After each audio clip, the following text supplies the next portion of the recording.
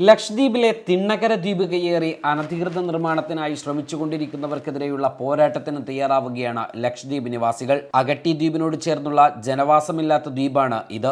നിലവിൽ അഗട്ടി ദ്വീപിലുള്ള നിവാസികൾ തെങ്ങുൾപ്പെടെയുള്ള കൃഷികൾക്കായി വർഷങ്ങളായി ഉപയോഗിച്ചു വരുന്ന ദ്വീപ് കൂടിയാണ് ഇത്. കടലിൽ നിന്നും പിടിക്കുന്ന മീനുണക്കുന്നതും ദ്വീപ് ശർക്കരകൾ ഉൽപ്പാദിപ്പിക്കുന്നതുമെല്ലാം ഈ ദ്വീപിൽ നിന്നായിരുന്നു. ഇവിടെയാണ് പ്രബല വ്യവസായ ഗ്രൂപ്പിന് ഈ സ്ഥലം കൈമാറുന്നത്. മുൻ എംപിയുടെ കാലത്തായിരുന്നു കൈമാറ്റം. ഈ ദ്വീപിൽ സ്വകാര്യ വ്യക്തികളുടെ കൈവശം ഭൂമിയുണ്ടായിരുന്നു. ഇതിനെ വകവെക്കാതെയാണ് കമ്പനി അനധികൃത നിർമ്മാണങ്ങൾ നടത്താൻ മുന്നോട്ട് വന്നത്. ദ്വീപിൻ്റെ പ്രത്യേക നിർമ്മാണ ചട്ടങ്ങളൊന്നും പാലിക്കാതെയാണ് നിർമ്മാണം. സ്വകാര്യ വ്യക്തികളുടെ ഉൾപ്പെടെ സ്ഥലങ്ങൾ കയ്യേറിയിട്ടുണ്ടെന്നും നിർമ്മാണം നിർത്തിവെക്കണമെന്നുമാണ് ദ്വീപ് നിവാസികളുടെ ആവശ്യം. വിനോദസഞ്ചാര വികസനത്തിന്റെ മറവിൽ അനധികൃത നിർമ്മാണങ്ങൾ നടക്കുന്ന തിണ്ണക്കര ദ്വീപിൽ ലക്ഷദ്വീപ് എംപി അഡ്വക്കേറ്റ് ഹംദുള്ള സയീദ് സന്ദർശനം നടത്തി. നിർമ്മാണങ്ങൾക്കെതിരെ കോടതിയെ സമീപിച്ചിരുന്ന ഭൂ ഉടമകളുമായി അദ്ദേഹം കൂടിക്കാഴ്ച നടത്തി.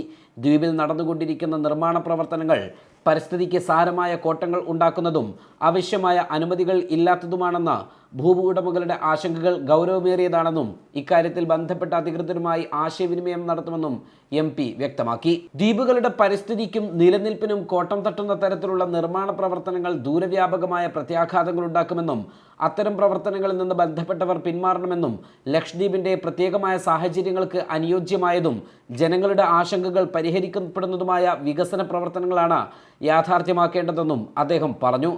ഇന്ന് തിണ്ണക്കര സന്ദർശിക്കാനുള്ള ഒരു അവസരമുണ്ടായി. അഗത്തി ദ്വീപിലെ ബ്ലോക്ക് കോൺഗ്രസ്സുകാരും അതുപോലെ മറ്റുള്ള LTCCയുടെ നേതാക്കന്മാരും എല്ലാവരും കൂടിയിട്ടാണ് തിണ്ണക്കര ഞങ്ങളിന്ന് സന്ദർശിച്ചത്.